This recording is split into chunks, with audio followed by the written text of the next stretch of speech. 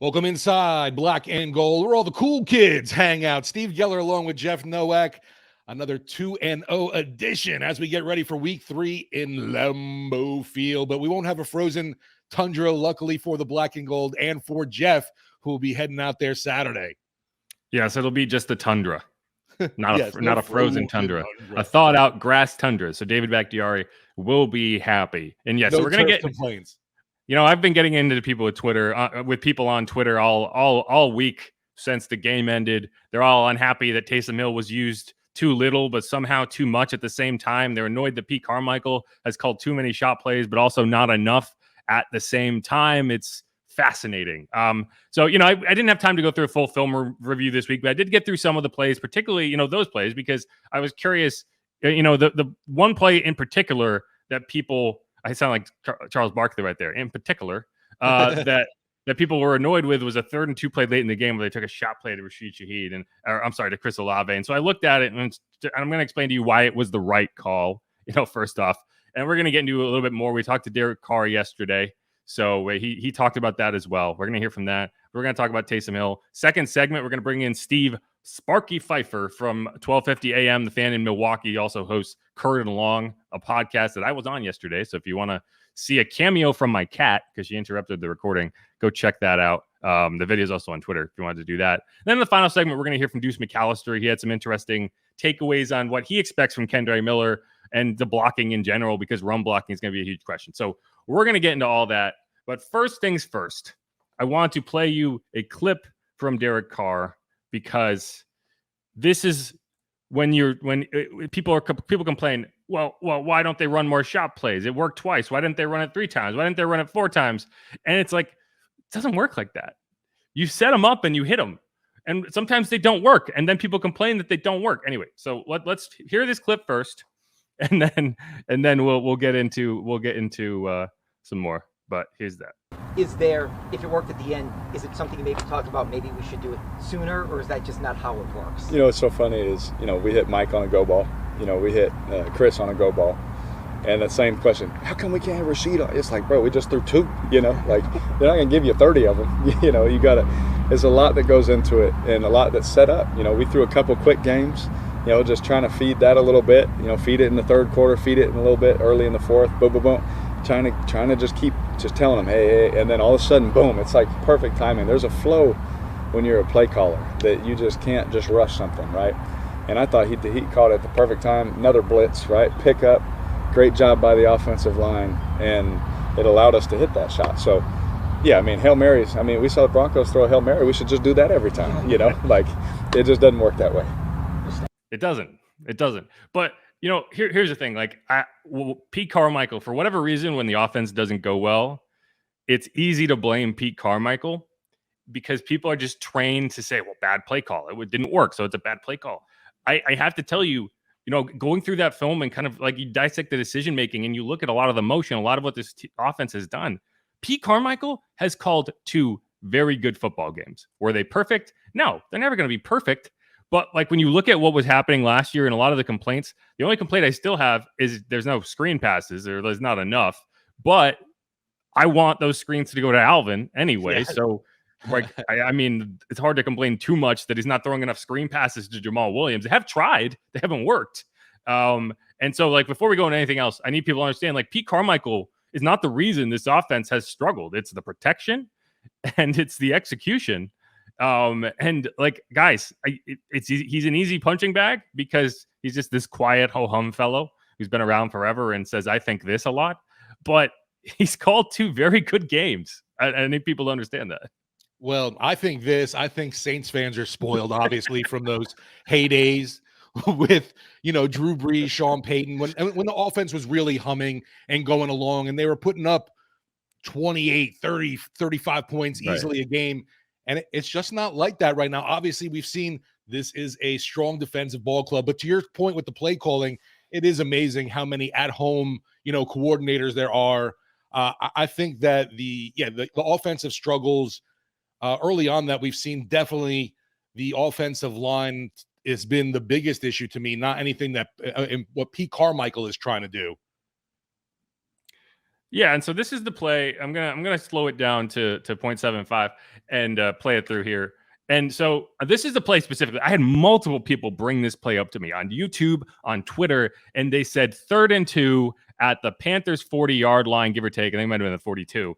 The Saints are up 13-6 here, and they're like, "Why didn't you just go back and run Taysom?" Well, you could have run Taysom here. That's an option.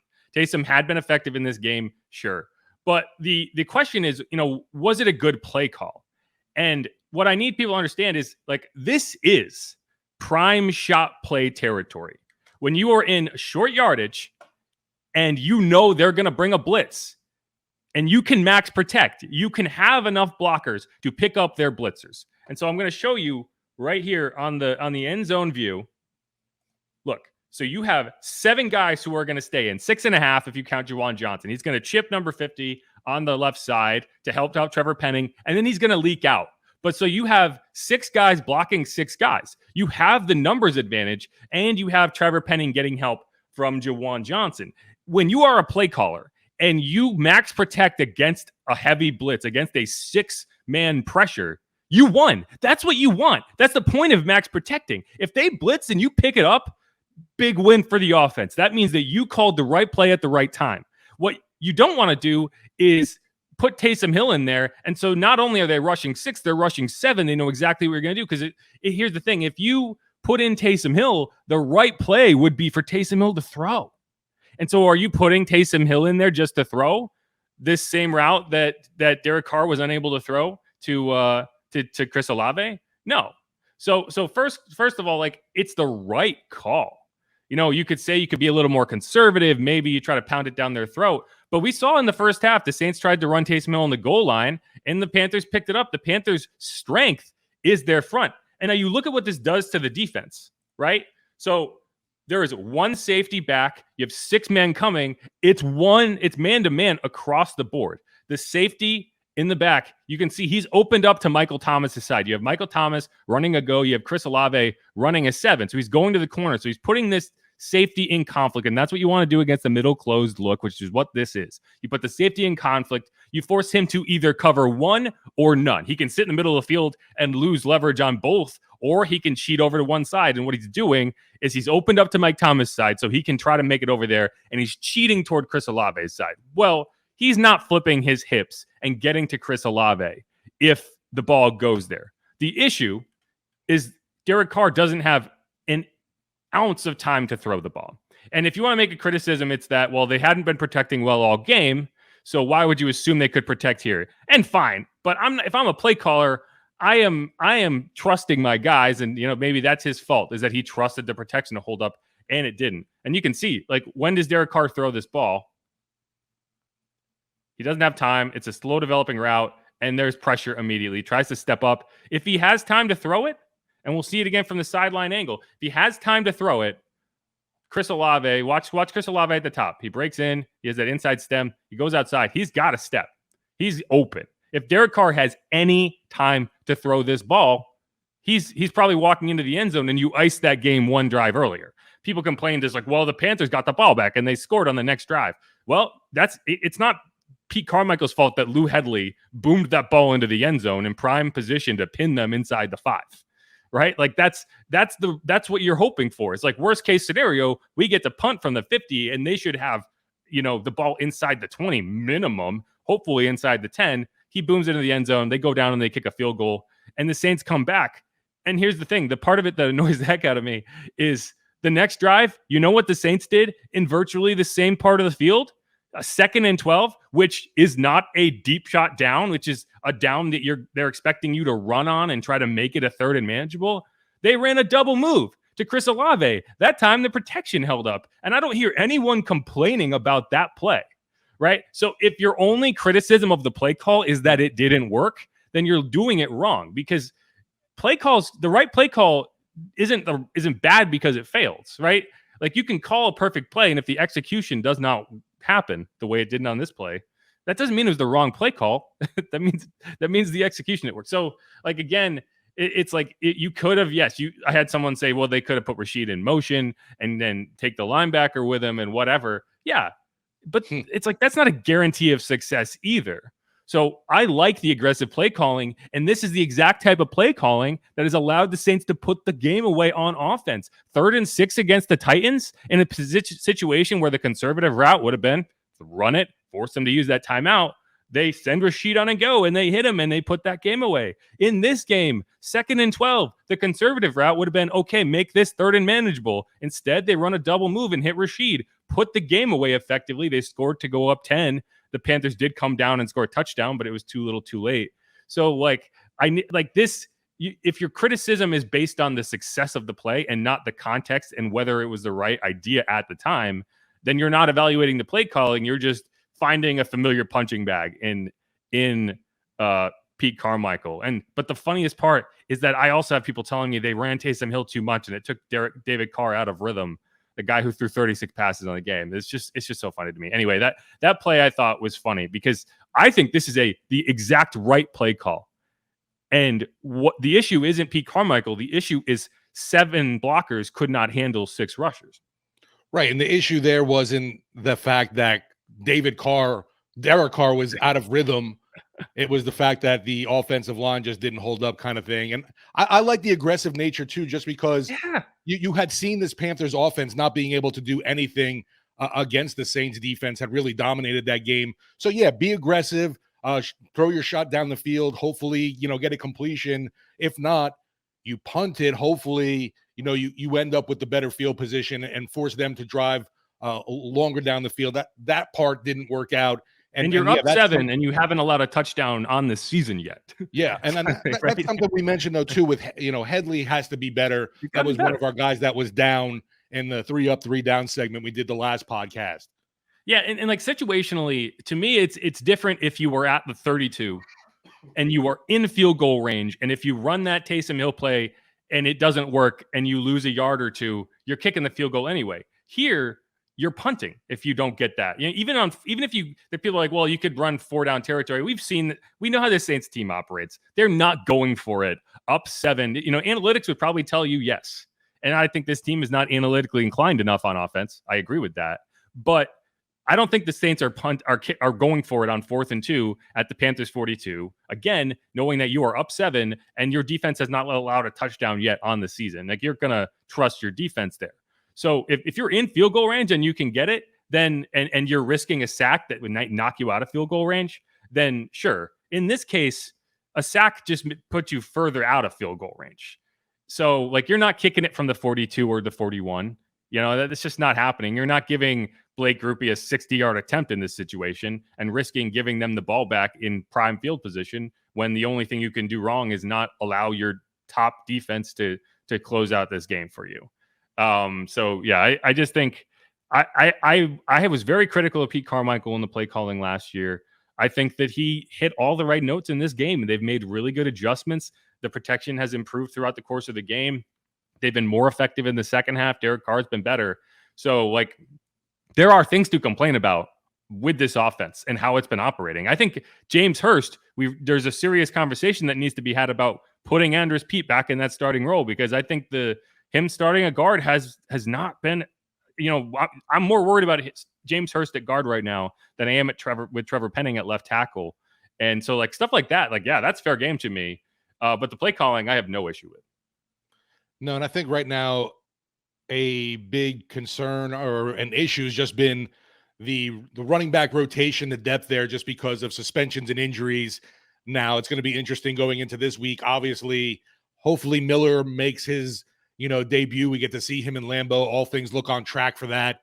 And then the combination with Tony Jones Jr., but still a guy, he's been around the block and he's been here a little and knows the whole routine, but not someone that's been with the team this entire offseason either.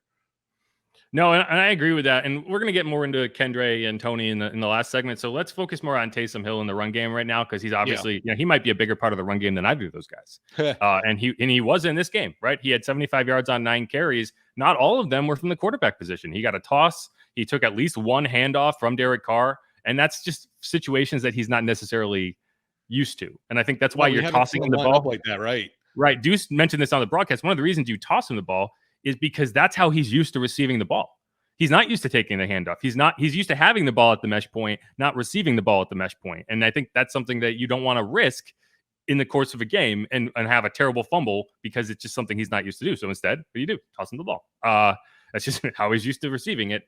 But, one thing I asked Derek Carr about, because I'm curious and people have been telling me he's been out of rhythm, is,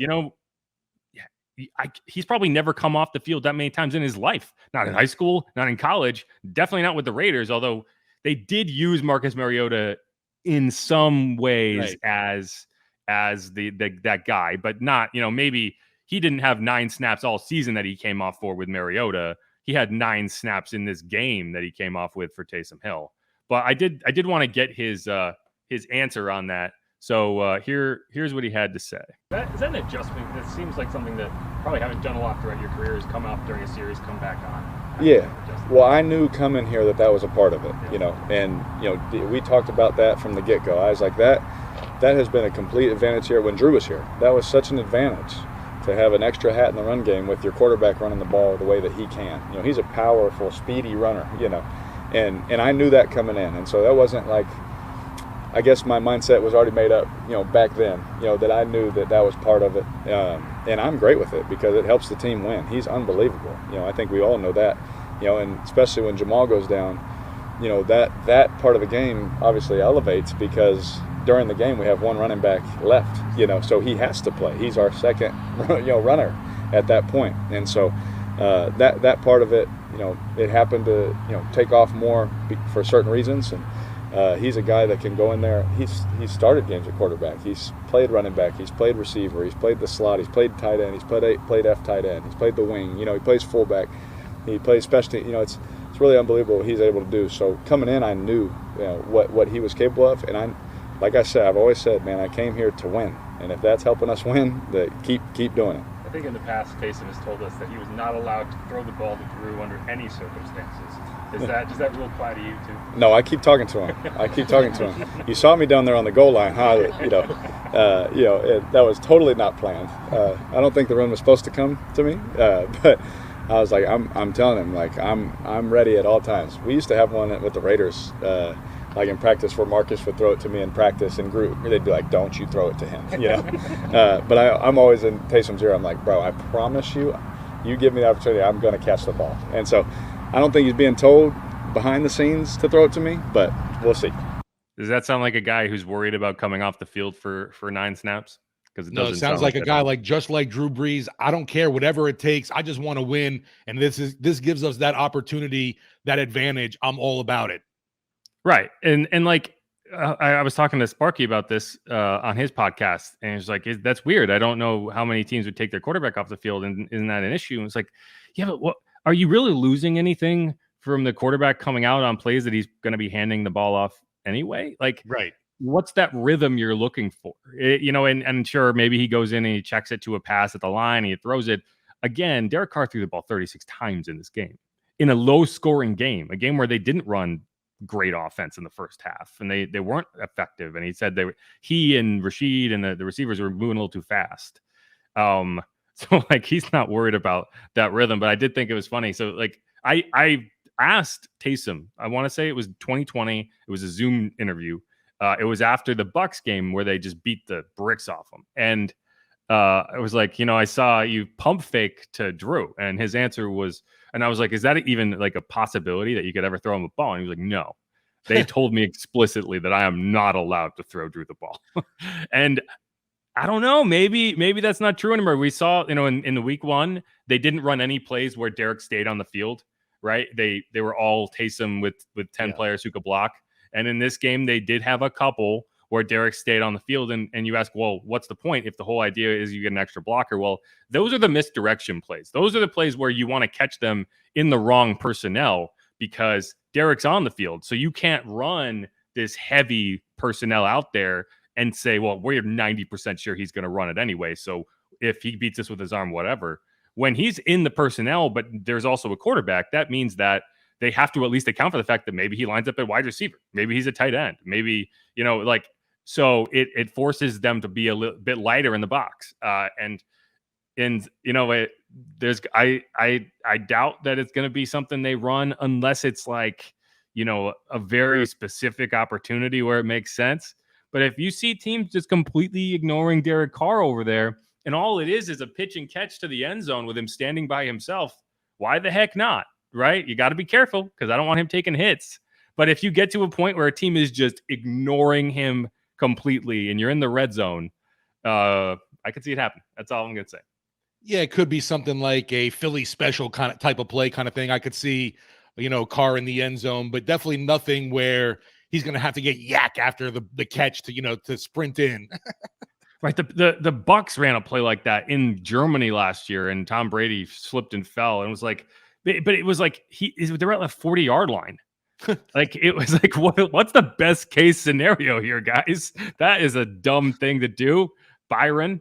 So that's I don't expect that. There's not going to be a situation where he needs to run it 5, even 10 yards. He needs to be in the end zone when he catches the ball, and if not, there's no way. But anyway, I do think it's funny that Derek is he wants it. He wants it bad.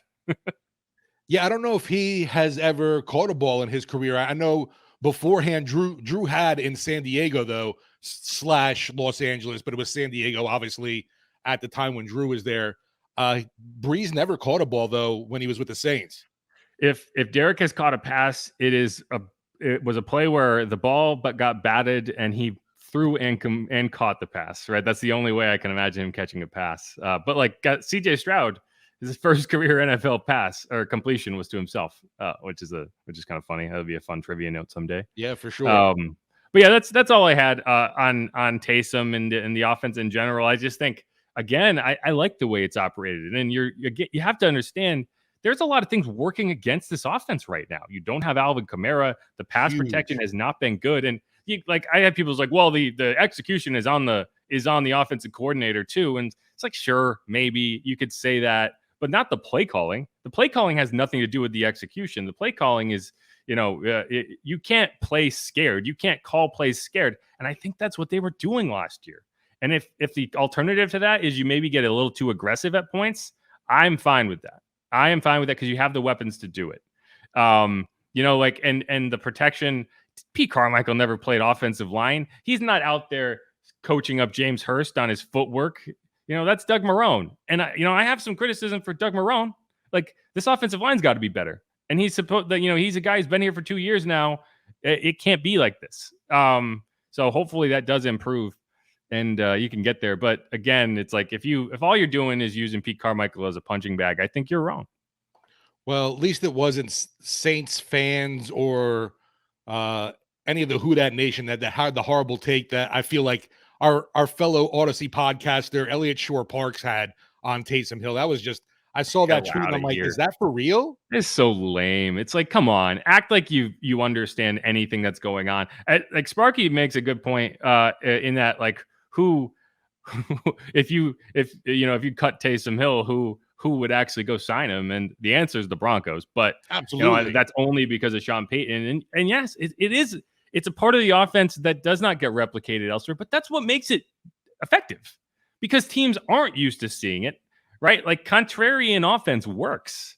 And it's not going to work every game. And that's where I think if you are hammering him into a wall when they're stacking the line, when they are coming at you with everybody like they were on that 3rd and 2 play, and you're still running Taysom Hill into that, then you are giving into the gimmick of it all. And you're saying, no, this just works against everything.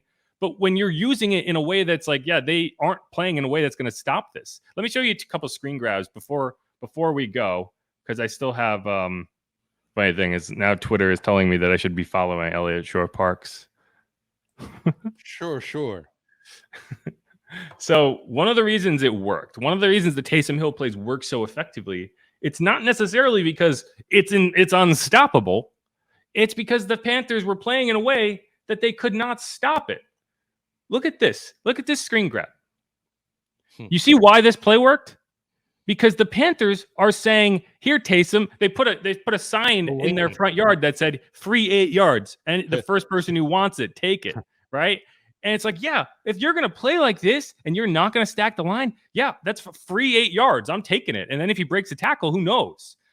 Again, that was his first carry in the game. Here's another one. Is it really that complicated why this play worked? As long as the blocking holds up, which it does, that's again a free 8 yards. If they have 3 linebackers standing there, like, okay, let's see what you can do. It's a different scenario. It's not like he's in there breaking tackles against a 9-man front. And if that's what you're facing and you're still running it, that's a bad play call. Because what you should do in that situation is max protect, have enough blockers to block all of the rushers, and then give Chris Olave, Rashid Shaheed, Michael Thomas a chance downfield. That's what Pete Carmichael has been doing. It's been working. So anyway, this was a long segment. I didn't need to get too deep into this, but it's just funny to me. It's like there's always these kind of common, like, low-hanging fruit complaints about how the offense is operating. And, when a guy is I think Pete Carmichael did have to get better this year. And the things he's been doing thus far, I think, are directly, correlated to better offense. And when the Saints have their pieces, when they have Alvin, when the offensive line hopefully gets its act together, I think this offense, I'm excited about it. I'd definitely rather have Taysom Hill as my change of pace quarterback than Andy Dalton. Yeah, that's what I said last podcast. I don't know what the Panthers were doing. They put Andy Dalton in there, and like everyone in the world's like, hey, he's going to sneak it, and he tosses it to Miles Sanders. Like, what the hell are you doing? Anyway, yeah. So let's wrap that segment up. We went long on it. We're going to come back. We're going to talk more about the Packers, I promise. We're going to bring in Steve Sparky Fifer. He's covers the Packers up in Milwaukee. He's going to break down what to expect. What's going on with the Packers. It's a good, they're in the situation that the Saints were in a couple of years ago, trying to replace I want to say an MVP, but Drew never won the MVP, but they're trying to replace an MVP in Aaron Rodgers, and Jordan Love looks pretty good thus far. So he's going to break that down for us. This is Inside Black and Gold. I'm Jeff Nowak. He's Steve Geller. If you haven't subscribed, why not? Go ahead and do that. Leave us a rating. Leave us a review. Hit us up on YouTube as well at WWL Sports. Check out WWL.com for the latest content. Otherwise, stick the heck around. What else are you doing?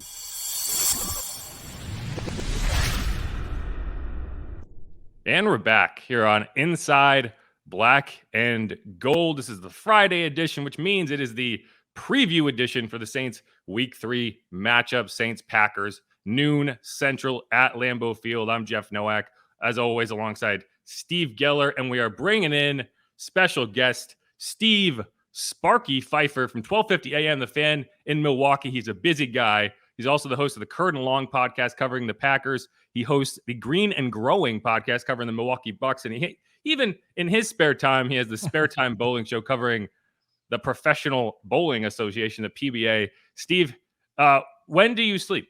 Yeah. Well, I sleep about 5 hours a night. I got plenty of time. It's all good. And it's a lot of fun, man. It's a lot of fun coming on and doing podcasts. And everybody was, nowadays everybody can do a podcast, I guess, because that's kind of where we are at, or whatever the case may be. But always fun. Thanks for having me on. Yeah. And so, we'll just get right into this. It's funny. I was actually at the Saints facility yesterday, and someone walked out and said, hey, Jordan Love is making his debut at Lambeau Field. And all I could hear was love making. But it's always an interesting experience when you go from a legend to a quarterback that you just don't know what to expect from. The Saints did that with Jameis Winston. Now, it's obviously Derek Carr, but Aaron Rodgers to Jordan Love, that is huge. It's the biggest quarterback change since Brett Favre to Aaron Rodgers. Obviously that went pretty well. How has the reception been thus far for Jordan Love? It seems like it's going pretty well for a guy making his first few starts for the new team. Yeah, no doubt. I think Packer fans are very, very happy with what they've seen so far from Jordan Love. And I think Packer fans get even more happy when you see all of these guys that do film analysis all over social media and on ESPN and so forth. Then they start talking about Jordan Love and what they love about Jordan Love and how great Jordan Love is. Then you feel even better about it, because it's like, okay, I'm a Packer fan, so of course I'm going to like my quarterback. I think he's really good. But when you get the affirmation from these film analysts that what you're seeing is real, that he really is this good, I think you get excited. And then you see stuff like this. Wes Hodkiewicz from the Packers tweeted this out. Jordan Love is obviously the new starting quarterback with room to grow, but this stat from the NFL is still kind of bonkers. He's the 4th quarterback in the last 10 years to have 3 passing touchdowns, no interceptions each of the first 2 games of a season. The others, Patrick Mahomes, Tom Brady, and Peyton Manning. That's it. That's the It's list. a pretty solid list to be on. Right. And I'm not saying he's a Hall of Famer, but when you're a Packer fan, you get excited when you see stuff like that, right? You're like, hell yeah, all right, this is good. We got a good guy. And it's funny because we were talking about it, Jeff, when you were on Kurt and Long, my podcast the other day, about when you start looking at that quarterback film school or whatever the case may be with JT O'Sullivan doing that. I watched that thing last night and you just shake your head like, man, they might actually have another really good quarterback in Green Bay. And may not be that struggle to find a starting quarterback like the Saints have kind of been going through to find that next guy after Drew Brees. The Packers may have gotten lucky again. One of the big things right off the bat, obviously the initial injury report stands out. A lot of guys on that offensive side of the football appeared on there. What is, I guess, your take or inclination of what we're going to see from guys like Bakhtiari, Jenkins, Aaron Jones going into week 3, because those are some significant pieces. Even Christian Watson going along for that offense. David Bakhtiari is the story right now because David Bakhtiari didn't play last week. They were on turf. David Bakhtiari, his brother, went to social media and kind of insinuated that it was because they were on turf why David Bakhtiari wasn't playing. So David Bakhtiari had a sort of media around his locker yesterday going, hey, dude, what's the deal? And he pretty much said that he told his brother, tweet what you want. It's your social media account. I'm not going to control you. Do what you want. So now he's got to sit there and do that. And then, of course, he rips all the media members that went with the social media tweet and said, you probably should double check, with me before you go tweet something like that out or whatever the case may be. And said that he's hurt. He's been battling the same knee thing since he messed up the ACL, 3 years ago. And it's no different than it was before. He's just having issues. So if he plays, I feel better, right? At left tackle, I feel better. Elton Jenkins, a left guard, they did not put him on the IR. He has a sprained MCL from the last game. And, they said that they're not putting him on the IR because they think he can be back essentially within 4 weeks. So I don't think he's going to play against the Saints, however. So that's probably their 2 best offensive linemen. I would guess Bakhtiari will play is my guess because it's at Lambeau, even though he says the turf doesn't matter. I'm guessing Bakhtiari. Jenkins is not going to play. They have not said what they're going to do. They do have options, though. They have some depth at offensive line. Running back Aaron Jones, worked out with him inside, didn't come outside. So I don't think that's looking so good. Christian Watson was outside running routes and doing stuff with the team. So that looks like a better scenario of him actually getting on the field at this point and going from there. Christian Watson playing is a huge difference. It just is. He's their best receiver. They have more than just him as a deep threat now after this rookie class that they just brought in. Last year, he was their only deep threat, but he still is. He's got potential to be a megastar. His hands are a little bit inconsistent, but if he figures that out, he could be a really big time wide receiver in the NFL. The Bakhtiari stuff is fascinating, and obviously this big turf versus grass debate. The Packers have grass, so it's not a huge issue in terms of the home games. But I blame the Packers slightly for this because even on the injury report, like David Bakhtiari says, I have a knee, and I didn't watch the whole interview, but I watched the bit where he kind of went, like, "Hey, did you write that story?" And the guy was like, "No." And anyway, I do get a kick out of it when the players are like, "That's not journalism," right? But they have him listed on the injury report as not injury related, then -rest/knee,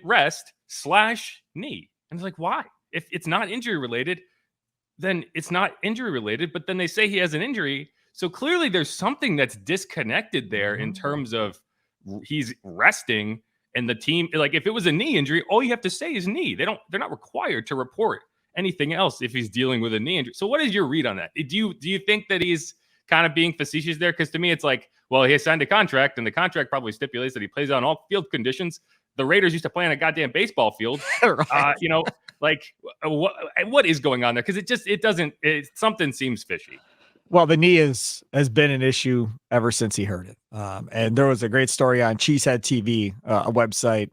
I think it was beginning of last year, somewhere along that line. And Bakhtiari goes into great depth of all the fluids he's continuously having to drain out of his knee, even since that. He's had multiple surgeries since the ACL injury as well. So something that a lot of guys come back from within a year, he can't get over the hump. Last year, it was just like this year. It was week to week. Didn't practice at all. Would play 1 week, not play the next week. Play 1 week, then sit out 2 games or whatever the case may be. You just didn't know what you were getting. And that's the unfortunate thing for the Packers with Jordan Love. You want the all-pro left tackle because when he plays, he's good. He's really good. It's not really affecting his play necessarily. It's just, I guess, a pain tolerance thing one way or the other. Now, the turf thing, I don't know, man.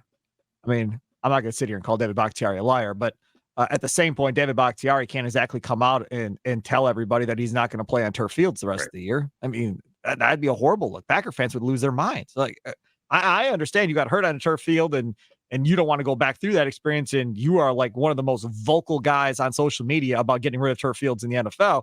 We get all of that. But now you're possibly costing this team wins because of you trying to take your stance. So he's not going to publicly say that one way or the other. And David Bakhtiari used to be on the afternoon show I used to do with Gary Ellerson and Leroy Butler. He was a weekly guest. I love Bakhtiari. I think he's great. So I don't know what's going on. I'll take his word, I guess, that knee is still not fixed and still acting up, which means it's going to be a long year for this Packers team. And hopefully the depth they have, which are young guys for the most part, can hold up and Jordan Love can still stay in that clean pocket. Because for the most part, he really hasn't had to deal with a whole bunch of pressure necessarily. They probably had some pressure last year last week in the Falcons game in the second half, but through preseason, week 1 against the Bears, clean pocket, had all day to throw. And now we'll see what the Saints bring to town in week 3. Over here, we're hoping to see that Saints offense, especially the run game, get rolling. And I know the Pack for the first couple games haven't had an easy time stopping the run. Obviously, what's been the issues there? Because I know there's a lot of first round picks invested over on that side of the football. The defensive coordinator's an idiot. That's the extent of it.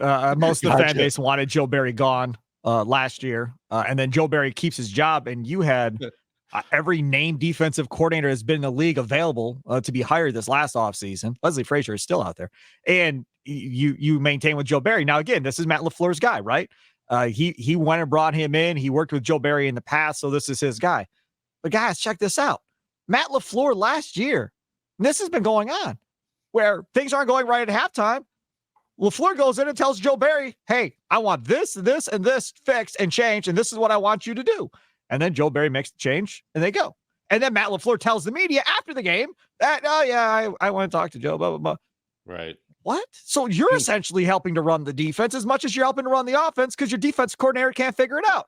Now, coming into this year, it was, we're going to listen to our players more. So last year on the exit interviews, instead of, hey, I want you to work on this, I want you to work on this, they didn't do that. They had Joe Barry, and I don't know if Matt LaFleur was involved or not, but they asked the players, what do you want to do next year on defense? How do you want us to play? What do you want to do? Because Jair Alexander was feeling mad last year that he wasn't getting the number 1 wide receiver consistently and complaining in the media about it, went into Joe Barry's office complaining about he wanted Justin Jefferson and he wasn't going to take no for an answer anymore after the first time they played the Vikings and he didn't get him. So that kind of changed things. So now this year they're playing more aggressive. They're playing more bump a little bit and playing more up on the line of scrimmage because typically with Joe Barry, you're playing 5 to 7, 8 yards off the ball and giving all this cushion. And these DBs do not want to play that way. And they've kind of made that change. The other change that's happened is Kenny Clark, who is one of the better nose tackles in football. They moved him off to the right side, and they let TJ Slaton, who they drafted a couple of years ago, in the middle. He's wearing 93. The gravedigger Gilbert Brown, remember him from the Packers? His old number, even did the little Gilbert Brown celebration in the preseason after he had a sack. And he's a big, wide body that's commanding some double teams now in the middle, which is good. He gets that push. Stopping the run has been an issue for this team. I don't know, go back 3 or 4 defensive coordinators. It's always been an issue for the Packers for whatever the reason. Could you have success? Yes, because I think different from Atlanta where it was a no-brainer. Stop the run. Ritter can't beat you. I don't think that's the case. I think with Olave, and even though Mike Thomas isn't Mike Thomas, they have enough with a veteran quarterback. They can beat you throwing. You can't go into this game going, stop the run at all costs. I think the run is secondary. I think you have to focus on Olave first and then play off of that and hope you're good enough to stop. What is this? Your third string running back, whatever the case may be going forward. You hope you're good enough to stop a third string running back. I don't know.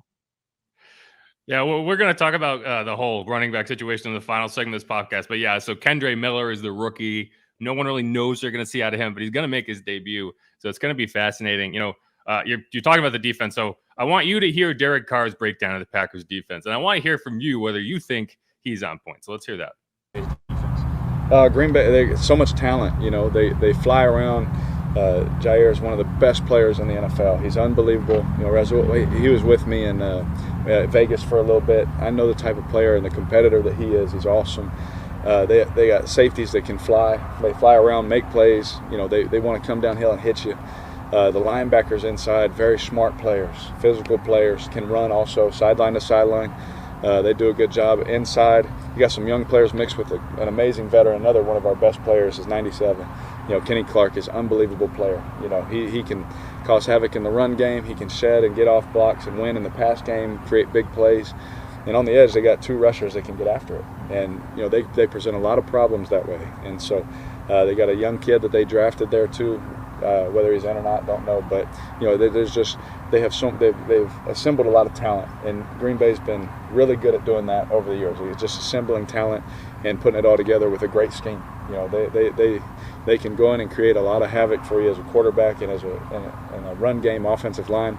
With the movement and all this kind of the blitz, the single high, the shell, they do a lot of good stuff. And so they, in a nutshell, in about 30 seconds, I couldn't tell you more about what we talked about for the last 6 hours. But you know, there's a lot that they can do to create problems and mismatches, and it's going to take our best effort to score points against them.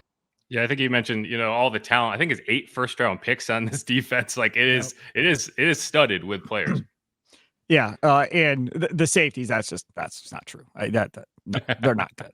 They're not good at all. In fact, Darnell Savage was benched last year. The other starting safety is Rudy Ford. He was benched last year, and they brought a couple of free agents in that couldn't even beat out these two. Literally, in training camp, it was, well, let's see who wins the safety position. That's all they kept saying, the coaching staff. And guess what? Nobody played well enough to technically win it, so they just went back to the 2 guys they benched last year, and Darnell Savage and Rudy Ford, to try and figure it out.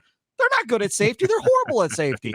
And Savage, he's played better the first couple of weeks, but it's just a matter of time before he rears his ugly head and blows an assignment or does something stupid. So no, their safety play is horrible. No, they're no. Corners, Rajul Douglas and Jerry Alexander. Yeah, that's true. I agree on both of those assessments. Linebackers are very athletic. Quay Walker, their number 1 pick from last year, in the middle. But again, he's still young, raw. He's still kind of figuring things out.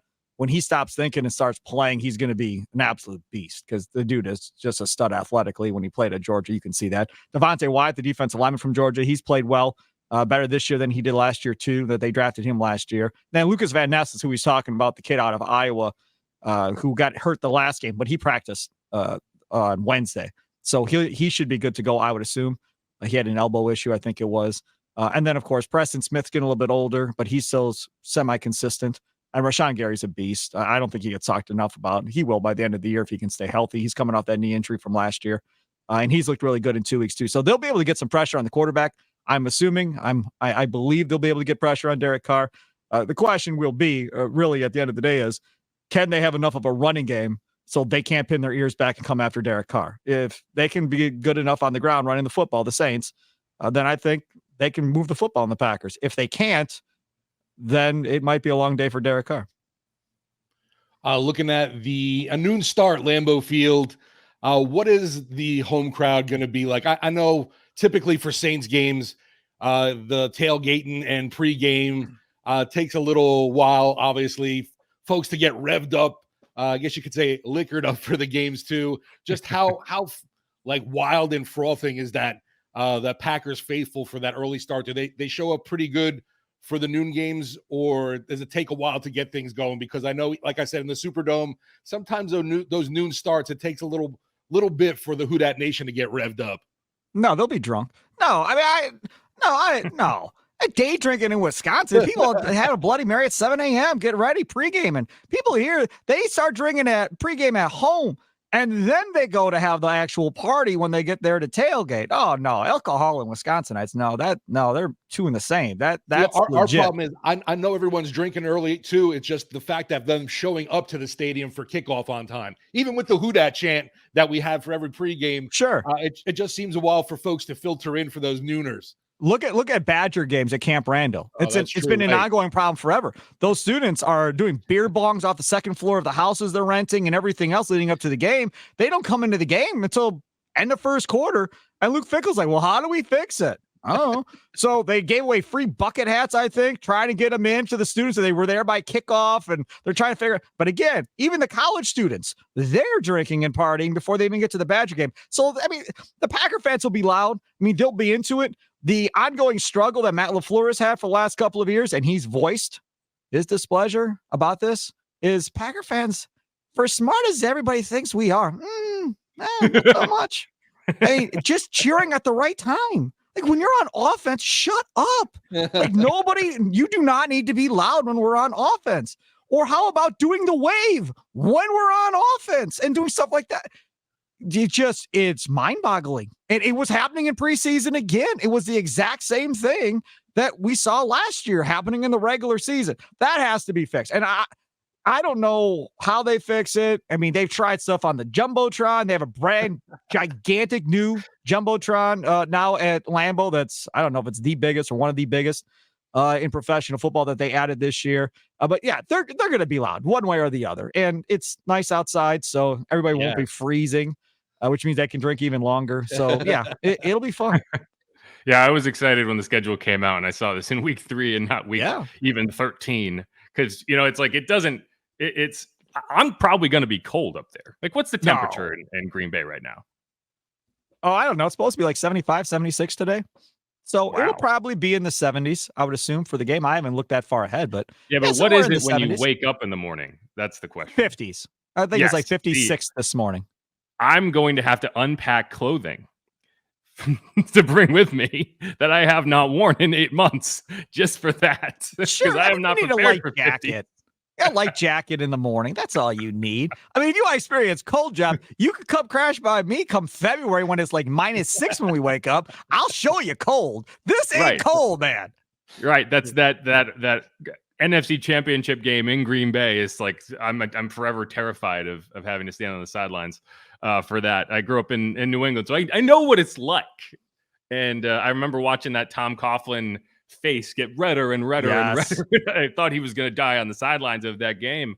But yes, I always compare Green Bay to New Orleans in a sense because, there's a lot of teams in these major markets, in these major cities, New York, Chicago, Dallas, and it's like the football stadium is kind of an afterthought. They like move it off to the side. They don't even have it in the city. It's got its name on it. Well, New Orleans, the Superdome is right downtown. The Packers Lambeau Field, it's just right in the middle of Green Bay. It's just that's what it's built around. And there's just this community around the team that exists in a way that I don't think is true in a lot of other markets. And I'm curious what you think about that, because when the Saints are bad, the city is a different place. It's a different environment. Like people just aren't having as much fun. But when the team is good, you really finally get to, like, it's been 2 years since the Saints have made the playoffs, and you can feel it. The emotion around this team is different when they're not good. And I'm curious and when obviously Aaron Rodgers goes out of town, you don't know what to expect. How has the fan base kind of handled that? Because it's, when Drew Brees retired, it felt like a funeral. And it's taken a while, it takes a while to come back from that. I'm curious what you think about that. Just take a second now and think about covering the Lions for, say, 20 years. Imagine what that feels like. Yeah. Because again, both of our franchises have been blessed with Hall of Fame quarterbacks that you expect to go to the playoffs every year. That's just a thing, right? And now imagine being in a city that never gets to the playoffs, have had crap at quarterback forever. It's even worse. I think from a Packer fan standpoint, I think we all knew the window was closing on Rodgers, and we didn't know what we were getting with Jordan Love. So it's like, you better get that second one with Aaron before this is over, because there are a lot of Packer fans, myself included, that are disappointed with how this whole thing played out with Favre and Rodgers. You had a Hall of Fame quarterback for 30 damn years or more than that. You got 2 rings. I know it's hard to get a Super Bowl. I know everybody tells me it's so hard. But if you think of some of the stupid crap they've been through, that 2014 one, still, you say 2014 to a Packer fan, you might as well just stab them in the chest. That loss to the Seahawks, where they were way up. I was hosting a Packer party at a sports bar here, Quaker Steak and Lube. It's a national chain. And we were doing it, and literally with 5 minutes to go in the game, the entire bar was going, Super Bowl, Super Bowl. And then they lost it. And everybody walked out, and it was like a funeral procession as everybody walked out, and people still haven't moved on from it. So there is a lot of that emotion wrapped up of they never finished. By the time Rodgers got done, last couple of years, by him doing the Pat McAfee show and all this other stuff, Packer fans were just like, dude, we're done. Just go. But whatever it is with Jordan Love, we'll deal with. When Brett was going through that thing, it was Packer Nation split. there were people that hated Brett, and then there were people that loved Brett and screw Mike McCarthy, screw Ted Thompson. People jumped off being a Packer fan and said, we're not coming back until they're gone. And now some of those people have finally come back. So it really divided Packer Nation. The Rodgers thing, nah. For the most part, a majority of people were ready for him to move on and were fine with it. And even if Jordan Love would have stunk, they were fine. They just were done with the drama and didn't want to deal with Aaron anymore.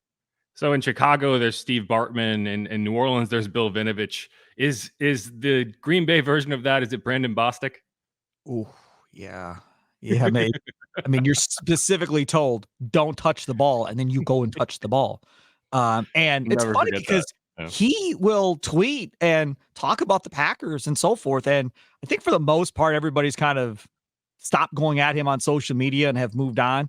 And he's got some Packer fan support. And when he talks about mental health, Packer fans will kind of, oh yeah, good job, blah, blah, blah, blah. And he talks about rough times he's been through or whatever. So yeah, I don't know, but yeah, the Brandon Bostic thing. Yeah.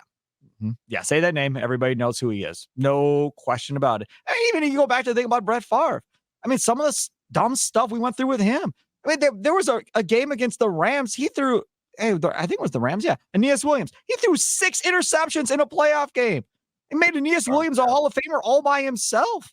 There was the 4th and 26 game where Freddie Mitchell, FedEx Freddie, caught that ball on 4th and 26 in a playoff game. What? I mean, some of the stuff and how they've lost games, it's just you shake your head and go, how does that happen? Just how? How does it? Colin Kaepernick, the Niners have owned the Packers forever. Just can't stop the run. They ran for, who was it? Was it that game too? They ran for like 200 yards against them. I mean, my God. Horrible. I feel like that game is the reason people keep saying every time a quarterback goes down, go get Kaepernick. Yes, exactly right. Yes. Thank the Green Bay Packers. All right, Steve, I know you're a busy guy. Talking to Steve Sparky Fifer from 1250 AM, The Fan in Milwaukee. Check it out. Also the host of Curtain Long podcast on the Audacy Network. And Steve, before I let you go, I always ask our guests, what is your score prediction for this game? Well, that's fair because I got your prediction on Curtain Long. Yes. So we're going to go back. And I'm going to say there's a little part of me that if this was an Aaron Rodgers team, I'd be concerned about more because they have the Detroit Lions who they're going to battle for the division more than likely on Thursday Night Football, just a few days later. But this is a young team that's just trying to win each game as best they can. And I don't think they're looking ahead and thinking about the Detroit Lions game necessarily. Matt LaFleur said he has changed the practice schedule this week to get ready for that Lions game on Thursday. So he shortened practice yesterday, took some stuff off the back end to give them a little bit more extra rest and so forth. I think the Packers win this football game mainly because it's at Lambeau. I think if this was in New Orleans, I'd probably take the Saints. But because it's at Lambeau, I think that's good. I think that allows Bakhtiari to probably get on the football field and play, which I think will be huge for this team if he can play at left tackle. And this offense is just getting better and better as far as, figuring out how to play together with these young wide receivers and Jordan Love. So I'll say the Packers win this game 27-20 over the Saints. A fun fact that you'll appreciate, the only time a guest has ever come on here and predicted their own team lost was the Vikings last year. And the Vikings ended up winning. Who was it? Who was the guest? I can't remember. I can't recall his name. I'd have to. Something Ms. Mazik Bani or oh man, he also covers the hockey team. But I'd have to go check. Either way, thanks so much for your time, Steve. And you're busy. Good luck. And are you going to be at the game on Sunday? No, I'm not going to be at the game. I won't see you there then, but I'll let you know. No, you'll definitely not see me there. I'll be on my couch enjoying watching the football game. And you enjoy Titletown. It's not the same as it used to be necessarily because, yes, the neighborhood's there, but Green Bay bought half of Green Bay, or the Packers bought half of Green Bay to build Titletown. Bought people's houses, bought stores, restaurants, knocked it all down, built it the way they wanted. But I still think it's an awesome experience. And I think if you're coming in as a fan that's never been to Green Bay, I think Lambeau should be a bucket list thing. I do. Like Fenway, Wrigley, which has been renovated and redone like Fenway. That's also should probably be a bucket list thing too. That's in the middle of a neighborhood, kind of similar to what Lambeau is. But I definitely think it's a bucket list thing. It's a lot of fun, no question. Yeah, I got to go for those joint practices last year and had a blast up there. It was a great time. Yeah, all the neighborhood bars in the area that you can go to, like Stadium View and those places, and Kroll's. Go have a burger over at Kroll's, Jeff. If you've never done that, that's fun right by the stadium. That's a quick walk. What's your thing to do in Green Bay, Jeff? Do you go out, or do you go from hotel room, stadium, hotel room, stadium? I've never been, so this will be the first time. Oh, you've so never I'll find been? out. Yeah. This is my first. This is my first year on the sideline. Steve used to be the sideline reporter, Right. so I'm in that role. So I'm traveling. So I'm going to all these stadiums for the first time. So it's exciting. It's like I'm taking a tour. So I'll check out Krulls. That's what I'll do. Hell yeah, no doubt. That's been that's a Packer game legend. And then before games, they people will scalp their tickets in there and stuff, and try and sell tickets and so forth. That, and then Stadium View Bar is the other one that's been there forever in a day. And they do huge parties and stuff like that. So yeah, you'll have a good time. Gotcha. Well, Steve Sparky Fifer, thanks so much. I really do appreciate it. And good luck this weekend. Oh, and go to the Packer Hall of Fame while you're in the stadium. Absolutely. Yeah, All that's right, man. awesome. Have a good one. Take it easy. Yep. Thank you, Sparky. All right, that was Steve Sparky Fifer. Really great nickname. I wish I had a nickname. I know Deuce is like actively trying to get a nickname, and Mike's giving him Deuce Bigelow, and I'm just not sure that works. Considering the context of it all, but it's I don't think something. Deuce's wife wants him to be known as Bigelow.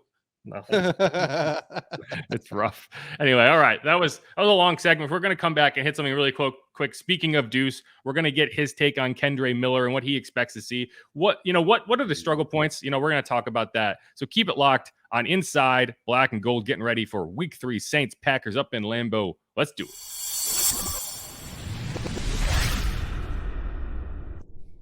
And we're back on Inside Black and Gold. Thanks again, Steve Sparky Fifer. Love that nickname, for coming on, helping break down what to expect with the Packers. I thought he was really, really insightful. And, as we mentioned, we're going to talk a lot more about the running backs, Kendre Miller, in this segment.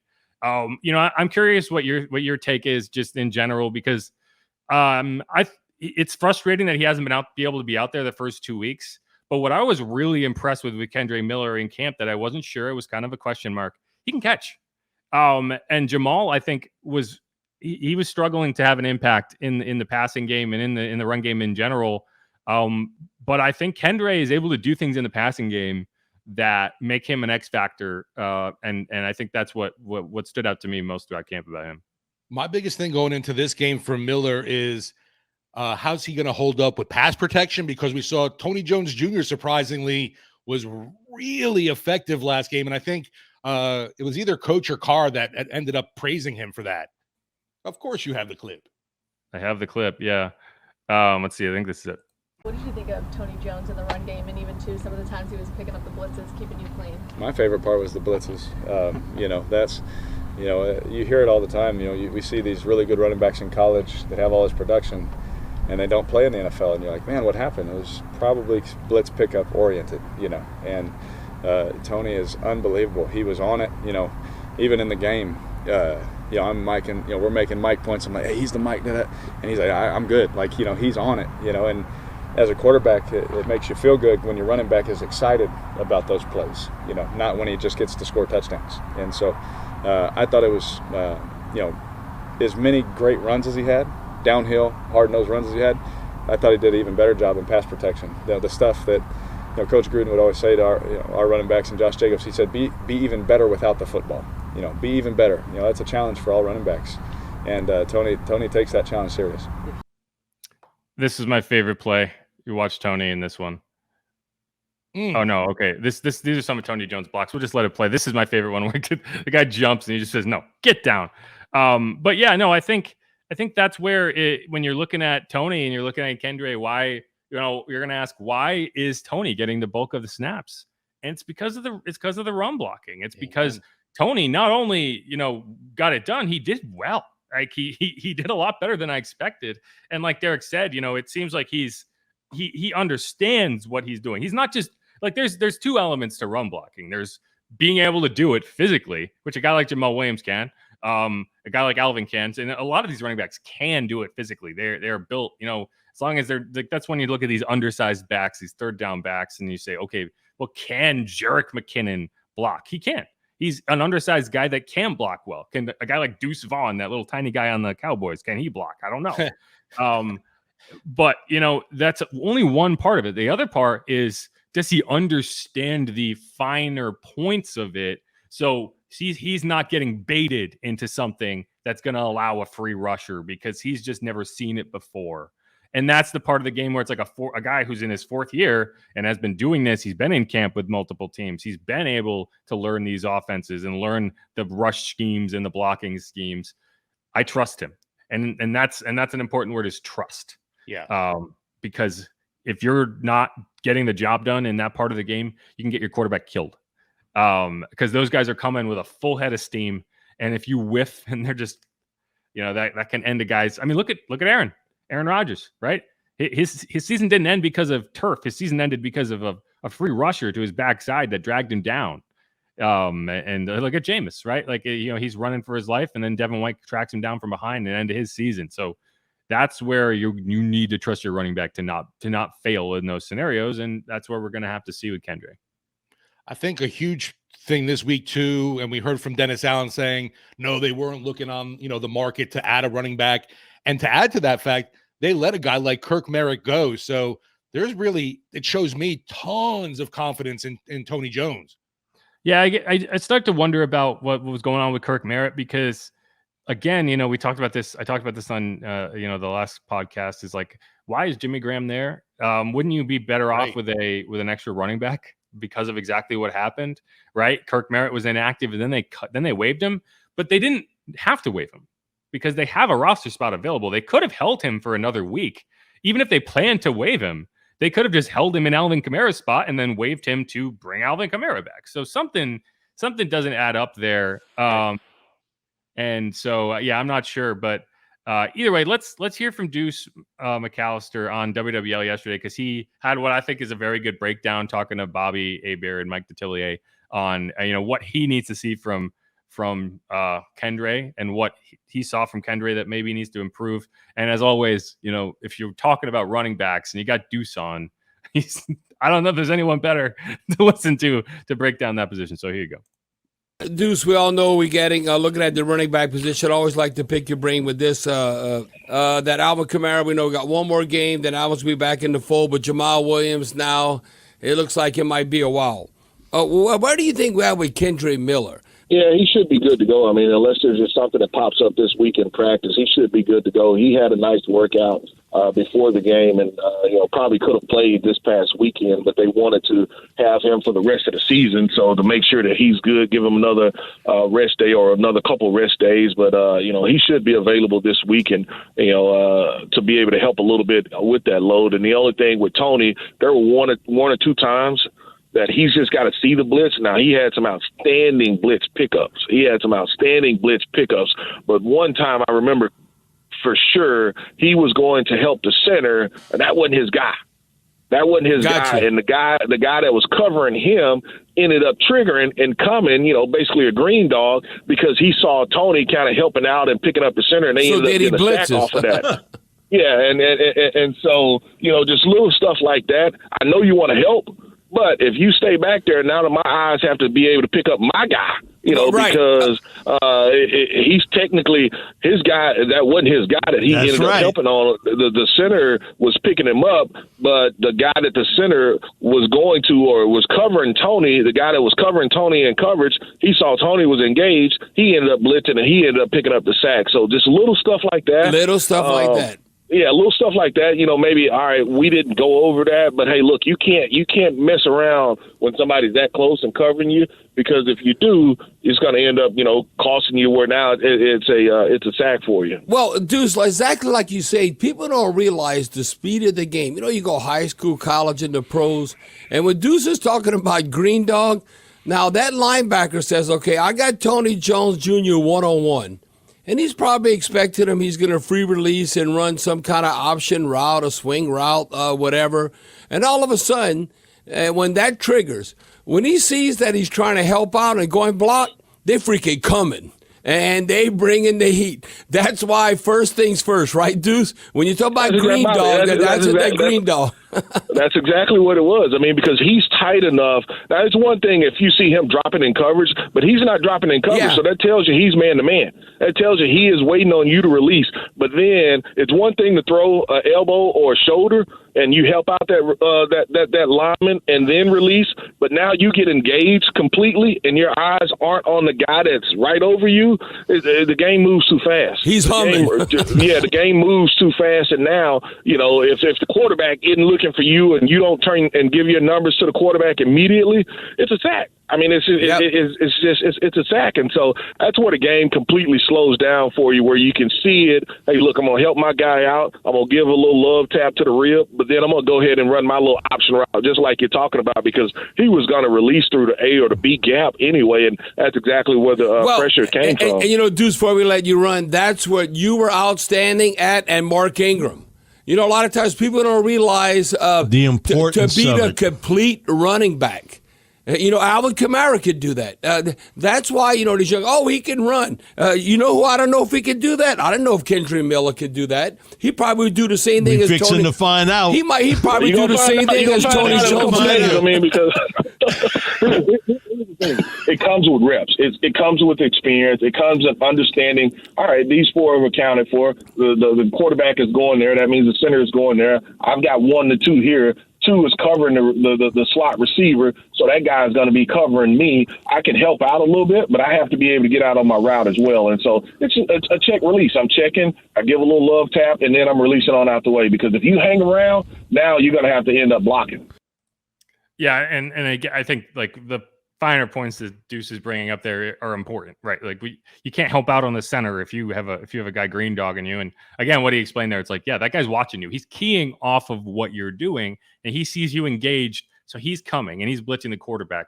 And those are the things that, when you come out of college and the defenses aren't as advanced or complex, you can get away with that kind of stuff. In the NFL, that gets your quarterback killed. So I think there's a lot to like about Kendre Miller, but like you see what's going on in Detroit, right? Or at least how it was. I know David Montgomery got hurt, but or even in Atlanta, right? Bijan Robinson isn't taking all of the carries. You still have Tyler Algier there for specific things. In Detroit, David Montgomery is still the lead back, and Jahmyr Gibbs is kind of that wild card, athletic, get outside the numbers type guy.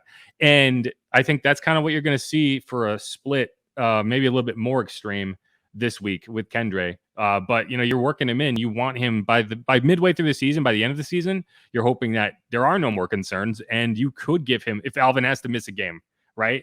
Then maybe that's the Kendre Miller game, right? And so I think that's where you're at with him. That's definitely something I'm really interested to see going into this matchup, is how much Miller time will we actually get, because he's still coming back from that hamstring. You have the guy that's been proven last game with Tony Jones, and then still you got Taysom as well. Really actually surprised that Prentice hasn't been worked in much for the run game aspect, at least. Yeah, I mean, it's something you could do, especially in short yardage, but it's like if you're going with Taysom, obviously a lot of packages, but 1 or 2 snaps kind of thing. He was worked into some of those Taysom Hill sets. And I think it's just like, are you really, is it really a better option to give it to Adam? Or is it better to just have him as a blocker? And I think in most cases, it's better to have him as a blocker.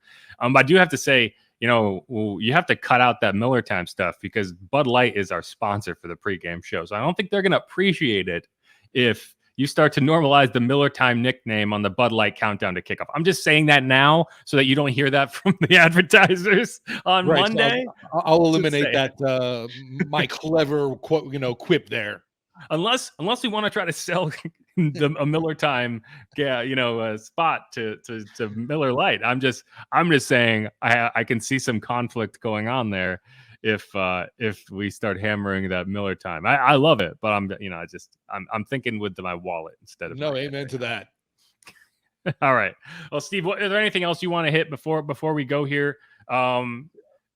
Actually, wait. I have one more clip from Derek Carr that I want to play, because you brought it up and you sent it, so I don't want to waste it.